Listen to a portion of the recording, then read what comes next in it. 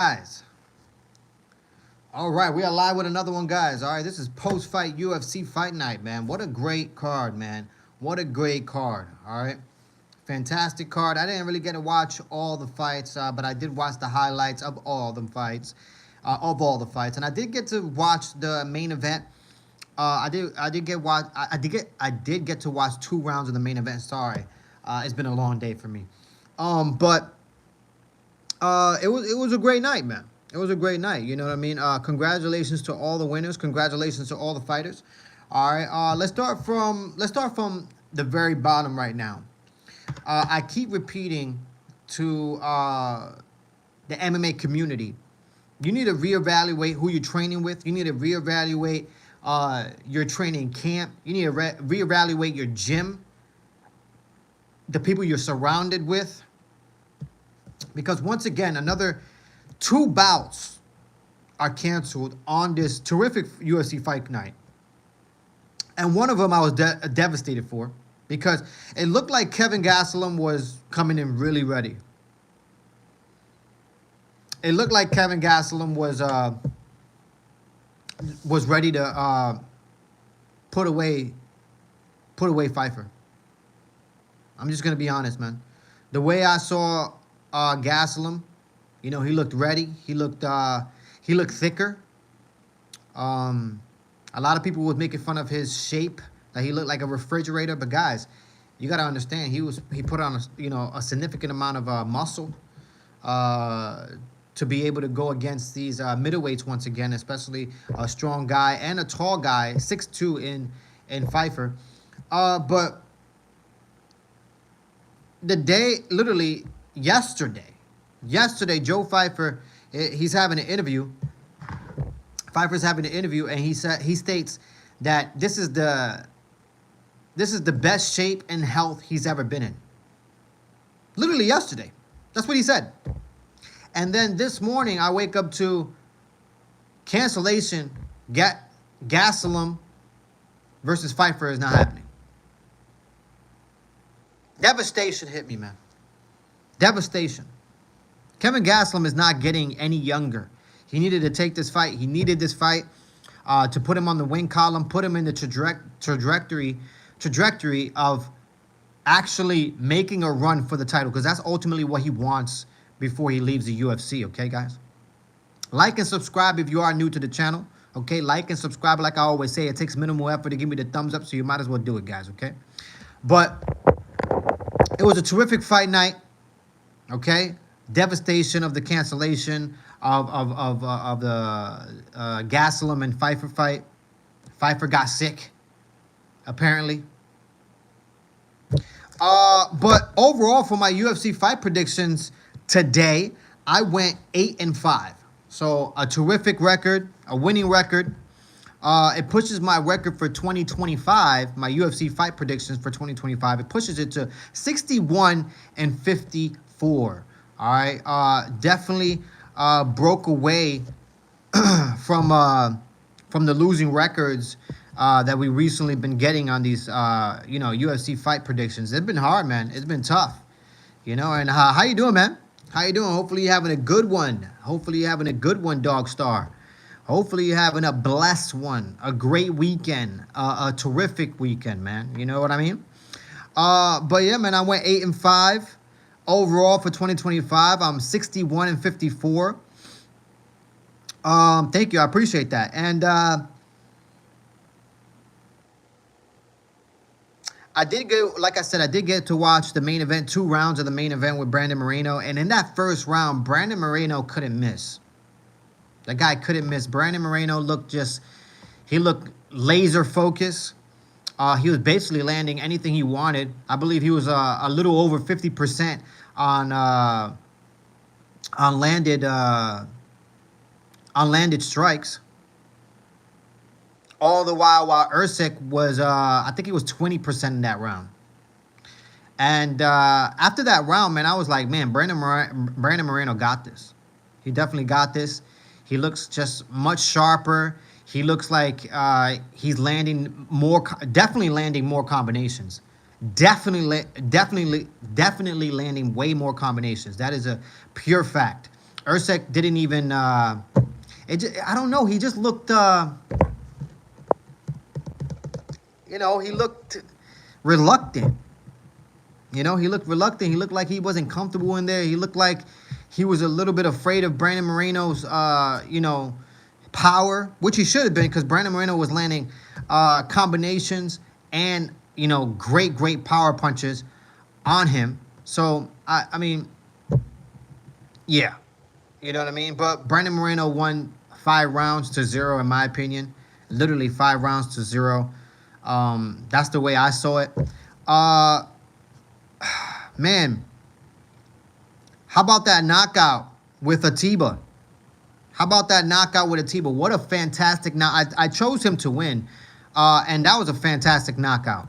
Okay, your knee to the face, combination, landed, and referee had to step in, man. Referee had to step in. And how about Edgar Therese? Man, Edgar Therese went in there, steamrolled through his opponent. Okay, I did pick Edgar to win this fight as well. He went in there, just steamrolled him, hurt him early, took him down, took his back, and rear naked choked him. It was a quick first round submission. He showed his all-around skills. Not only can he strike and can he hurt you, and he has power as well, but Edgar has a terrific ground game. He has a terrific submission game as well. So, man, that when that fight happened and I saw Edgar do what he did, it was something that I was just like, wow. I knew he was going to win, but I didn't think it was going to be that easy and he was going to be that terrific, especially coming in the first round, man. Usually first rounds are feelers. The fighters are kind of feeling each other out. They're trying to, get each other into the void and see, what type of strategy their opponent is having. And he didn't care about anything at all. He went into that situation headlong, and Edgar just hurt him early, like I said, dropped him, took his back, and submitted him. It was a great, great night of fights, man. Terrific night of fights. But yeah, man. Yeah, man. Surprise losses, man. Raul Rosas Jr. Raul Rosas Jr. was in a fight for his life. All right, he was getting choked out in that very last round. All right. Please subscribe, guys. Guys, like and subscribe if you're new to the channel. Okay, like and subscribe if you're new to the channel. It takes minimal effort to give me the thumbs up, so you might as well do it, guys. Okay. All right. Thank you for supporting, independent MMA media. I appreciate you. Yeah, man, I was surprised by Raul Rosas Jr., man. He was fighting for his life. That fight was, a back and forth fight, and in that last round, he got caught in a submission. It was like it was like a arm triangle type of submission, and he almost got caught, man. If there was a little bit more, time on that clock, Raul Rosas Jr. would have definitely been submitted. Either he would have tapped out or he would have definitely went to sleep. That is for sure, for sure. Man, I was devastated when Drew Doper went down. He got hit with a nice combination. It was a nice stiff jab that went in there. And then after that stiff jab, what really hurt him was the hard straight that came after that stiff jab. And Drew Doper's chin, for everybody who's talking, Drew Doper has a tremendous chin. I'm talking about visually. If you look at his head, his chin, it just is out here, guys. All right, his chin is out here. It's sort of like if his chin is swollen, you need a bag of 7-Eleven ice to put on his chin. That's how big his chin is.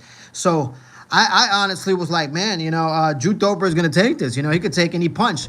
But obviously Drew Doper got finished in his last fight, and he also got finished in this fight. I was devastated when he went down like that. Maybe an early stoppage, but not a lot of people are arguing about that. He did take like maybe 15 to 17 significant strikes that basically he just took him right to the head, to the side of the head. So very dangerous. The referee did have to stop it. But it did look like Drew Doper was gonna. He did have a hold on a leg, and he was trying to do a single leg, most likely to a high crotch, most likely to a takedown. But it didn't get there. The referee ended up stepping in, and that was it, man. That was it. How you doing? How are you doing? I'm doing great, man. I'm doing great, man. I cannot complain. I'm staying busy, and just another day. It's a Saturday. I did a lot today. I got a lot done today. Uh, made some money. Not only did I make some money, I also woke up early to get a lot of my errands done, and I had a little bit of time. I had a little bit of time before I had to go and make some money, and I had like maybe an hour and a half of time before I had to go. And I ended up actually getting a good workout in. And then after the workout, I went bathing. I went sunbathing by the pool, and I stood there for about 45 minutes taking in the sun. Taking in the sun, guys. You gotta go outside and take the sun in, man. The sun rays are very, very important for your skin. It is important for your eyes. It's important for your health. So I haven't done that in a while just because I've been just so busy. Yeah, I take in some sun when I'm outside driving in the car and stuff like that, but most of my time is in a facility or in a massive, ballroom of a hotel or something like that. So I haven't had enough time in the sun. So I decided to take in some sun today, and I did, and I'm glad I did. It made me feel really, really good. That's good, man. Congratulations. That's good, man. That's good. Congratulations to you too, man. New job. That's what's up. Yeah, man. Yeah, man. Congratulations to you. Hopefully it's a new start to a great, terrific beginning, guys. All right. But man, yeah, the night started off good for me. Before I got a loss, I ended up going 4-0. In the very first four fights of this event. And then afterwards, I started getting some losses here and there, but I went 8-5, like I said, guys. A terrific night of fights, man. Terrific night of fights. I cannot complain. I cannot complain at all. You know what I mean? But besides this card, I did want to talk about just a little bit about other things as well that has to do with the UFC specifically. I'm very surprised that there's not a lot of outlets out there talking about the offer that PFL made to John Jones. I made a little short skit here on my YouTube channel, specifically about that, just because I think it's a big deal. PFL stepped in and they offered John Jones $50 million if he's willing to fight Francis Ngannou, their heavyweight. And I don't know. I mean, I don't know if John Jones is going to take that fight. I don't think anybody wants to take that fight, to be honest with you. Especially that Francis Ngannou has gotten better with his wrestling, and he always has that knockout power, man. He really does. I actually think to 265 by fight night. 300. That's a lot to do that, to be honest with you. That's definitely a tougher fight than Tom Aspinall, in my opinion. I think if Francis Ngannou right now walks into the UFC, right now, as it is, he'll knock out your top 5 heavyweights right off jump. Name the top 5 heavyweights besides John Jones, but name the top 5 heavyweights. He's knocking them all out, including Tom Aspinall. Okay? Including Tom Aspinall. Yeah, man. So I'm just surprised that there's not a lot of outlets talking about this, man. To me, this is a big-ass deal.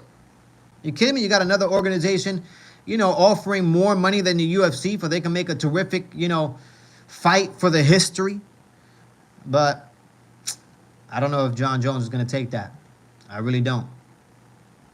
And another topic that I do want to talk about, I'm going to keep this video nice and short. But another topic I want to talk about is not Tom Aspinall. Oh my God, George Masvidal. I saw a recent interview with George Masvidal, and he wants to fight with Leon Edwards, and I think that's a terrific fight for George Masvidal to come back to the UFC with. Why not? They have history, 3-piece in a soda. Why not? Make that fight happen. Leon Edwards is coming off of double losses. He lost to Bilal Muhammad, lost his belt, and then it ended up coming back and fighting Wow. Wow, wow, wow. Why am I having a brain fart right now? Why am I having a? I'm gonna have to look up his name. Sean Brady. Yeah, sorry. Yeah, he lost to Sean Brady, and out. You know, those were two back-to-back dominant losses, man. Below Muhammad dropped him in his head, and it was just pure domination. And then he got, Leon Edwards got dominated again by Sean Brady. So, you know, going into a fight with George Masvidal, it's gonna look a little different because George Masvidal is not gonna look for the takedown. He's going to look to strike with you. He's going to look to knock you out. And why not? The UFC should put that fight together. It could potentially, give Leon Edwards a good match, a good look, so where he can, try to, bounce back from these two back-to-back losses. But then again, George Masvidal, he's a tough guy to, fight. He's not no walk in the park. You're not dog walking that son of a bitch. I'll tell you that much. George Masvidal is a dog. All right, that's why he's called game bred, because he's a dog. But yeah, man, that's pretty much it, man. That's pretty much it from the top of my dome piece right now, from what I have and what I specifically wanted to talk about when it comes to events and news and this UFC fight night. You know what I mean? Like I said, I'm 61-54 with my UFC fight predictions for 2025. I just want to stay ahead. I want to make sure that I got more wins than losses. That's all I want. I want more wins than losses. I want to stay above 500. And yeah, that's basically what I want to do right now. We have like about, hold on. We got one more fight night. Okay, we had a ton of fight nights, okay? But we have one more fight night, and then finally we have a UFC pay-per-view, UFC 313. Starring Volkanovski and Lopez. This is going to be a terrific card, man. You got Michael Chandler, Paddy Pimblett. You got Bryce Mitchell. You got John Silva with their drama. Bryce Mitchell saying that John Silva put a hex on him. You know what I mean? And put, multiple legions of demons on Bryce Mitchell's head. So that's going to be a terrific fight. I definitely want to see that. I heard late today that Jeff Neal is out of his fight with Carlos Prates. That is devastation, guys. All right, that is devastation. This is what I'm talking about, guys. I keep repeating this over and over and over. These fighters need to reevaluate who they're training with. These fighters need to reevaluate their coaches. They need to reevaluate their gym, because there's too many fighters right now pulling out of their fights due to injury. And here comes another one with Jeff Neal. This was an important fight for Carlos Prates. He beats Jeff Neal. He puts him right in the rankings where he can start making a real, well, he's already in, 13th ranked, but I'm talking about like top 10 ranked.